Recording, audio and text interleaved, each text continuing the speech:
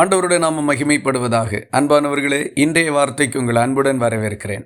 இன்றைய தியானத்துக்காக 111வது சங்கீதம் 10வது வசனத்தின் பிற்பகுதியை வாசிக்க கேட்போம்.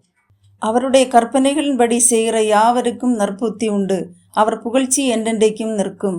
ஒவ்வொரு மனுஷனுடைய செயல்பாடுகளிலிருந்து அவர்களுடைய புத்தி கூர்மையை நாம் கண்டுபிடிக்கிறதற்கு முடியும். வேத வசனம் நமக்கு சொல்லுகின்றது, ஆண்டவருடைய கற்பனைகளின்படி யாரெல்லாம் நடக்கிறார்களோ அவர்கள் எல்லாருக்கும் நற்புத்தி உண்டு என்று.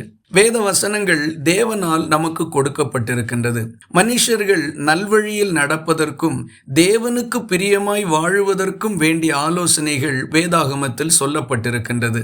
அந்த தெய்வீகமான ஆலோசனைகளையும் தேவனுடைய கட்டளைகளையும் ஒரு மனுஷன் கை கொள்ளும் போது அவனுடைய செயல்முறைகள் தேவனுடைய நினைவுக்கு ஏற்றபடி மேன்மையுள்ளதாக மாறுகின்றது.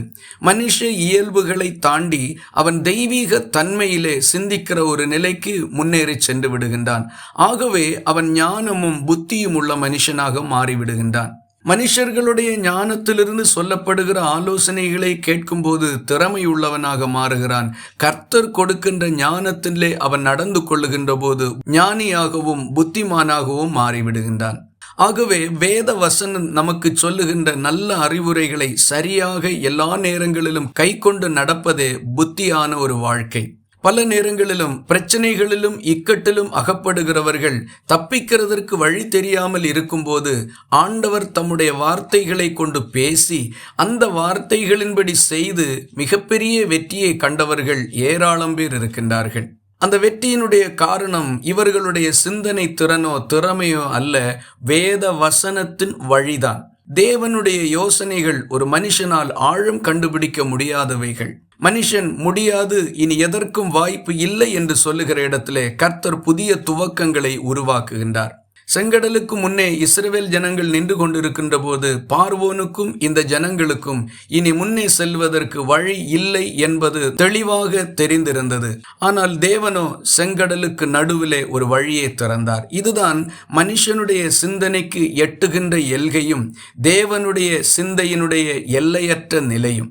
வேத வசனத்தின்படி நடக்கின்ற சிறு பிள்ளைகள் ஞானமும் அறிவும் விவேகமும் உள்ளவர்களாக மாறுவார்கள். பெரியவர்களும் தங்கள் வாழ்க்கைக்கு அடுத்த எந்த காரியத்தையும் ஞானமாய் திறம்பட கையாளுகிறதற்கு அவர்களால முடியும். ஆகவே வேத வசனத்தின்படி வாழ பழகி கொள்ளுவோம், புத்திமான்களாகவும் நடந்து கொள்ளுவோம். இந்த வார்த்தைகள் இந்த நாள் முழுவதும் உங்களுக்கு ஒரு ஆசீர்வாதமாய் இருப்பதாக. ஜெபிக்கலாமா?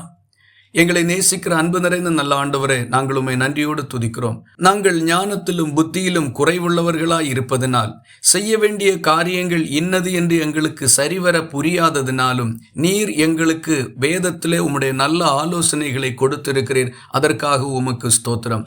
அவைகளின்படி நாங்கள் நடந்து கொண்டு புத்தியுள்ளவர்களாய் எங்கள் வாழ்க்கையை முன்னெடுத்து செல்லுகிறதற்கு எங்களுக்கு உதவி செய்தருளும். சுய புத்தியின் மேல் சாயாமல் எங்களை காத்துக்கொள்ளும். ஜெபத்தை கேட்டதற்காக ஸ்தோத்திரம். இயேசு கிறிஸ்து மூலம் வேண்டிக் கொள்கிறோம் எங்கள் அன்புள்ள நல்ல பிதாவே, ஆமீன். கர்த்தர் தாமே உங்களை ஆசீர்வதிப்பாராக.